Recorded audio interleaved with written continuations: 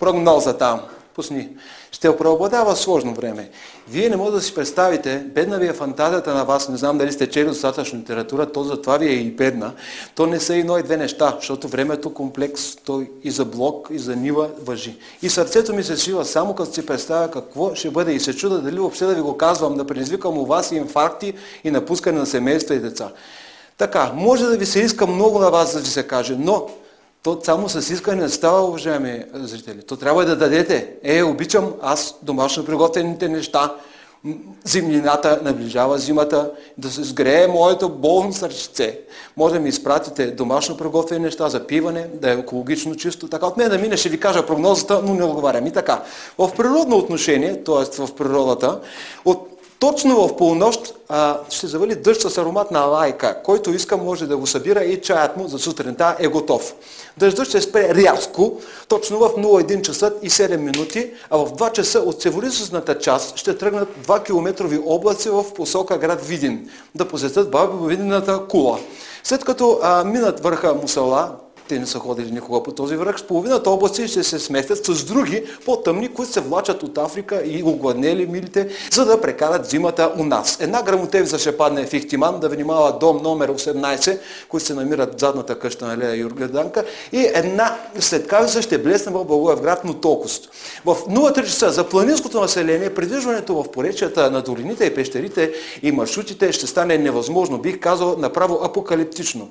Много кокошки и лебеди пътпадъци с плетки в ръце ще минат през Дунава на размени начала с румънски едър дивеч, който идва, дивеч седно, който идва да се изучава тук в нашите университети. Хоризонтален дъжд ще падне в района на Добруджа, после ще прерасне в сняг и ще се срупа в Дуранкулак за тренировъчния лагер на националния отбор по кърлинг. Слънцето ще изгрее както обикновено, постепенно, елегантно, без да се набива на очи, с лека музика на уста. По високите места в планините ще е благоприятно за сеидбата на лов и на пауни с куци техни приятели фламинган. Сеидбата на боб също може да се използва за сеидба на чушки. Засилено зайци ще дойдат от Алпи в засилени стада. Може да предизвика силна радост от хищници и хора, хората да не ядат хищниците и хищниците да внимават да не зададат хората, да ги дестабилизира. Защото всичко това ще ги спри, ще ги дестабилизира и хората, и самите зайци са хищни зайци. Те ще нападат и хора, и ще нападат и хората и самите си хищници. Тоест хищници и зайци ще бъдат хора, които са хищници. Много е сложно, дълго време трябва да ви обяснявам, затова ще продължа нататък. Пусни пейки. От обед ранните вечери часове от запад ще задуха към изток и няма да вали, а греенето ще продължи с слабо ветровито и ще превалява с много краткотрайни вълни в централната част на цунамито.